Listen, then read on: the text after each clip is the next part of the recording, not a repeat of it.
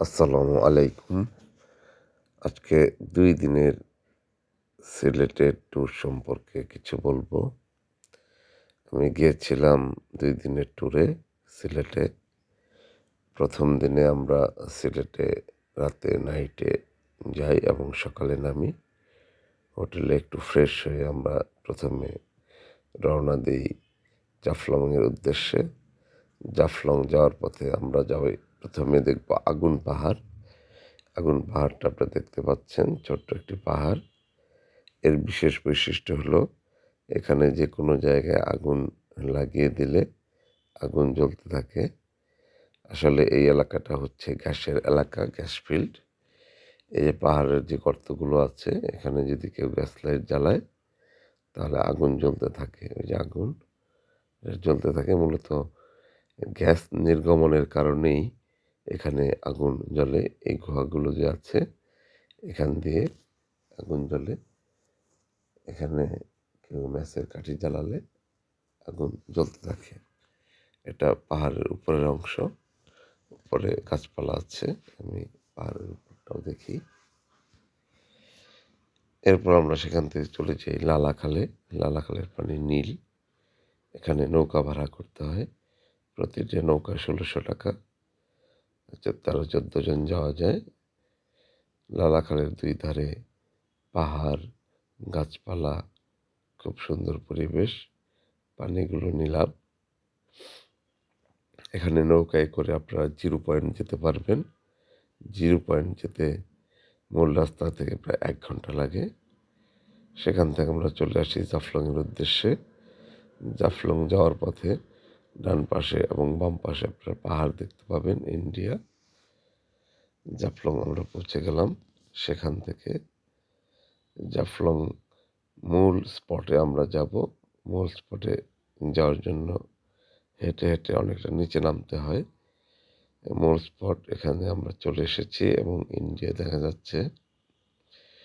ইন্ডিয়ার যে ঝুলন্ত সেতু আমরা দেখতে পেলাম। এখানে পুরাটাই পাথর। বিজিবির যে সীমানাটা আছে এখানে সাইনবোর্ড দেওয়া আছে।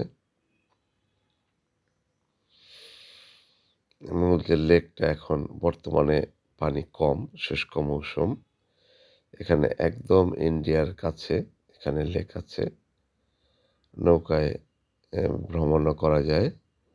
আপনারা এখানে বসতে পারবেন। বসার জন্য বিভিন্ন রকম বেঞ্চের ব্যবস্থা করা আছে, চেয়ার। এখানে প্রতি ঘন্টায় ওরা ১০০ টাকা করে নেয়।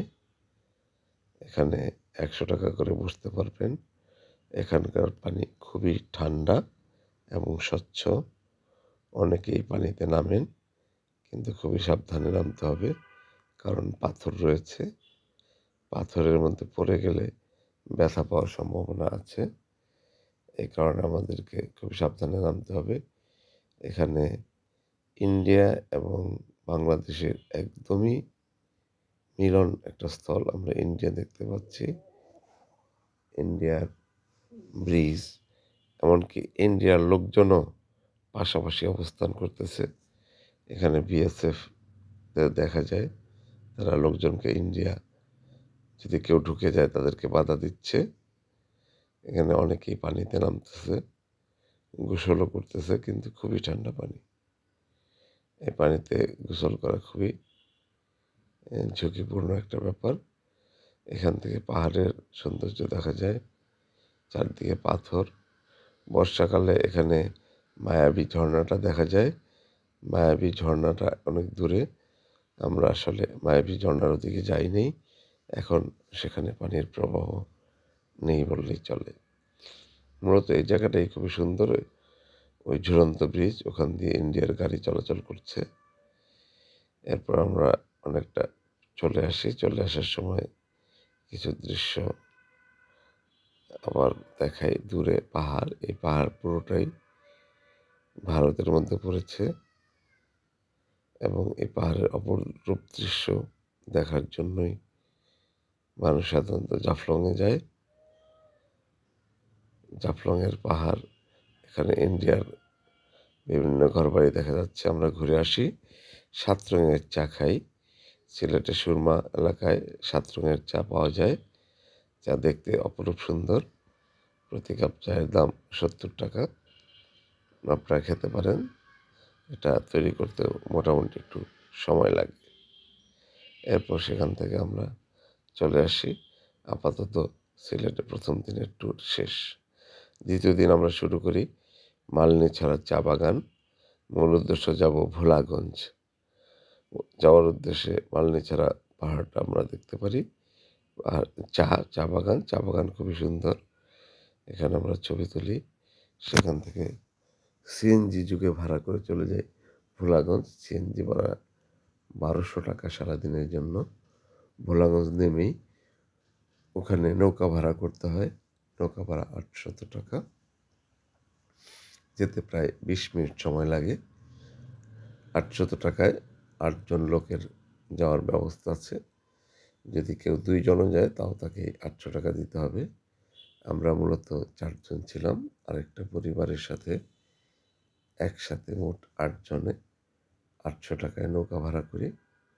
ওরা নৌকায় ওই পারে নামিয়ে দেয়, 20 মিনিট সময় লাগে এবং ওই পারে থাকার পর যখন আমরা আবার ফিরে আসব, নৌকালা আবার আমাদেরকে তখন নিয়ে আসবে। নৌকালার নাম্বার নিয়ে রাখতে হয় এবং যখন আমরা ফিরে আসবো তাকে ফোন করলে যে নৌকায় আমরা যাব সেই নৌকায় আবার আমাদেরকে এপারে পৌঁছে দেবে। যখন আমরা নৌকায় যাই, নৌকা থেকে পাহাড়গুলো দেখা যায়। পাহাড়গুলো মূলত ভারতে অবস্থিত। এখানে বিভিন্ন নৌকা আসা যাওয়া করতে হয়। এই সময় প্রচুর পর্যটক সেখানে যায়। আমরাও তাদের সাথে সেখানে যাই। নৌকা থেকে নেমে কিছুটা পথ হেঁটে গিয়ে মূল স্পট, এটাই হচ্ছে মূলত লেক।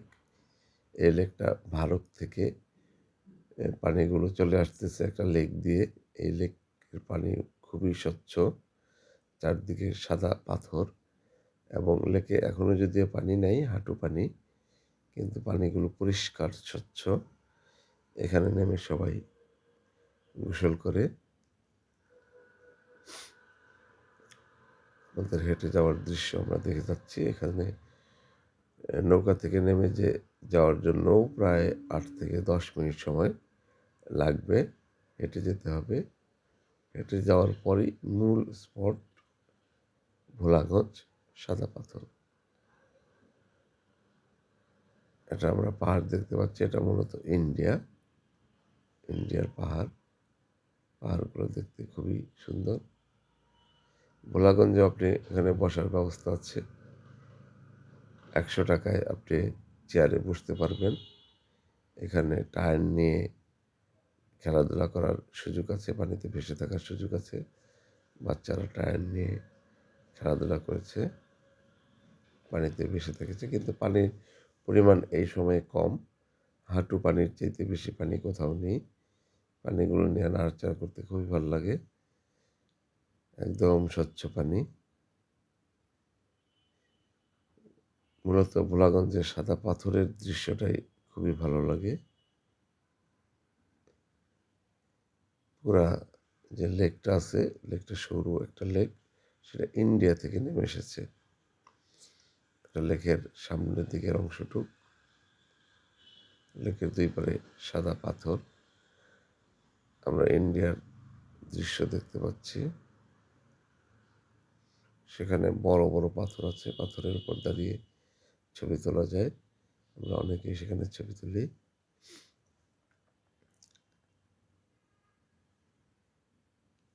বড় বড় পাথর।